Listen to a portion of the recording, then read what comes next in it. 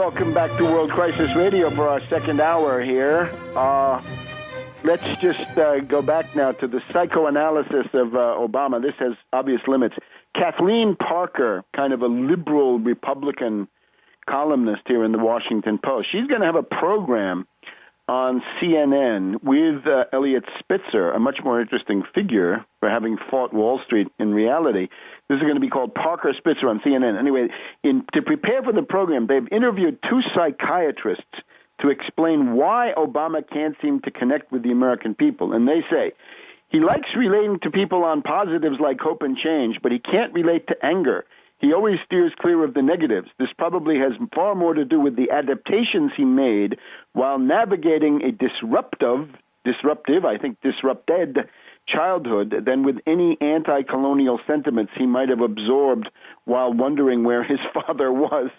Well, the problem with this, of course, is the family is shot through with foundation agents, and I guess you can say CIA agents. I think the foundation way is maybe a little bit, it's clearer to see how it works, right? Remember, Stanley Ann Dunham, his mother, worked for the Ford Foundation. She brought this micro loan, flim-flam, into Indonesia, Pakistan, various places.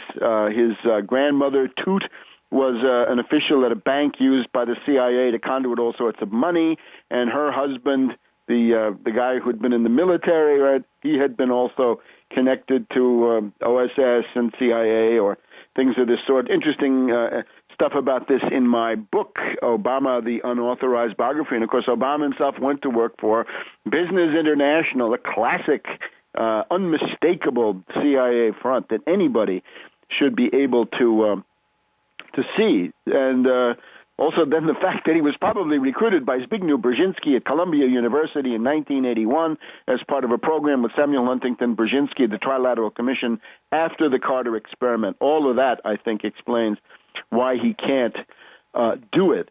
Now, let's look at the ideological situation, right? Limbaugh this week is angry because some of these characters like Rove don't love the reactionary O'Donnell enough. Limbaugh says the Beltway and Georgetown Republicans are all ruling class types. And it's interesting that he takes over this this term. Now, I talk about this myself. I actually think he got it from me. But here's the fundamental difference. The ruling class means Wall Street. Limbaugh uses cultural populism to pretend that he's somehow not from Wall Street. But remember, Limbaugh was created by William F. Buckley, the most extreme snob, patrician, upscale, urban, Wall Street, social register kind of rich character. Limbaugh is a creation of these people. So you see what it is. William F. Buckley realizes that he can't go out and be a gutter snipe agitator in the way that Limbaugh can. So they essentially set him up, they bankroll him, they get him these jobs.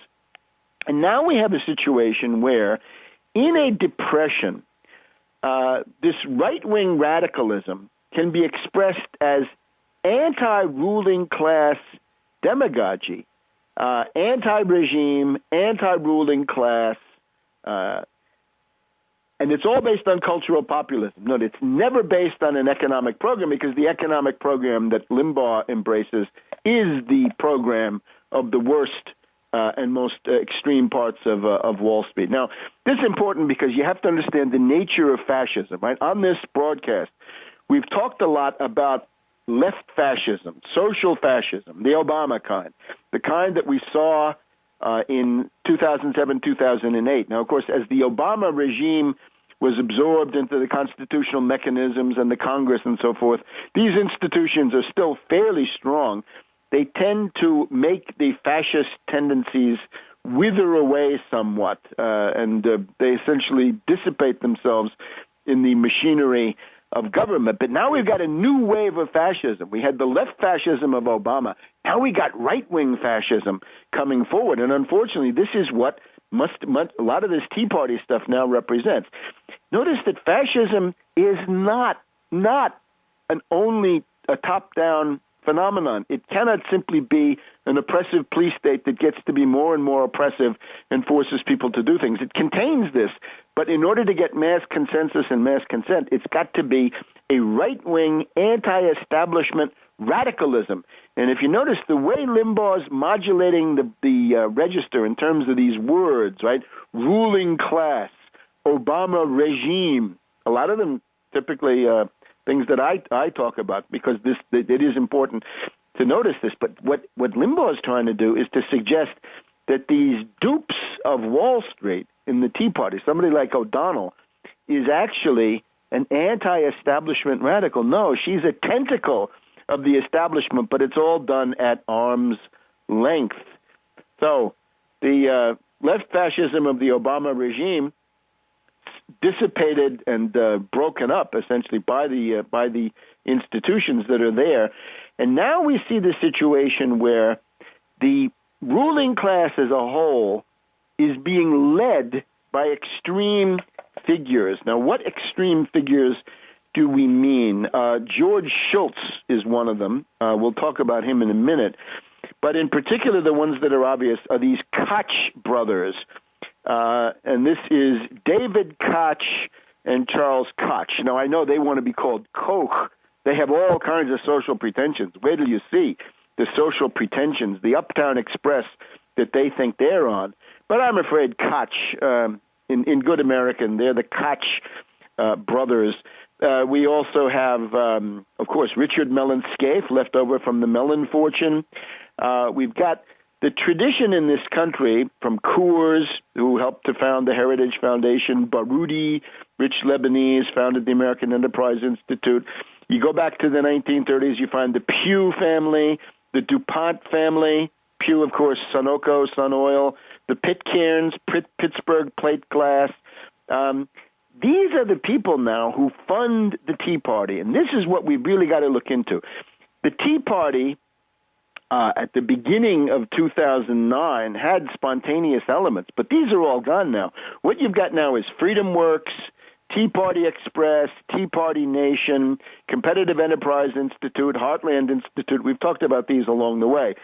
These are modern versions of the American Liberty League and the Sentinels of the Republic and the Silver Shirts, which were proto-fascist organizations organized in the 1930s by these guys like Pugh, DuPont, the Pitcairns in particular, similar to what was going on in Germany, where the names were different. Flick, Thyssen, Ops, Krupp financed a movement of gutter snipes that then took power. But you'll see that what's happening now is, as the Depression deepens, the initiative in the ruling class passes to the right-wing extremists, right? In abreaction against the failure of Obama and the horrors of Obama, you're essentially getting that George Shultz, Rupert Murdoch wing of the ruling class. Rupert Murdoch absolutely central to all of this stuff, right? He owns Fox News, all these people, Beck, Hannity, O'Reilly, all his stooges. But then the Koches, and we'll try to say something about the Koches. But notice just in the meantime, a lot of these people now are right-wing anarchists, and they're already talking about a government shutdown. Peter Schiff, when he ran for Senate, ill-advised admission that he made on a YouTube video, he wants to have the U.S. government default. And this reminds us, 15 years ago, Newt Gingrich, Dick Armey, very prominent, both of them now in the Tea Party, as well as Senator Pete Domenici, who's no longer there, they wanted a default.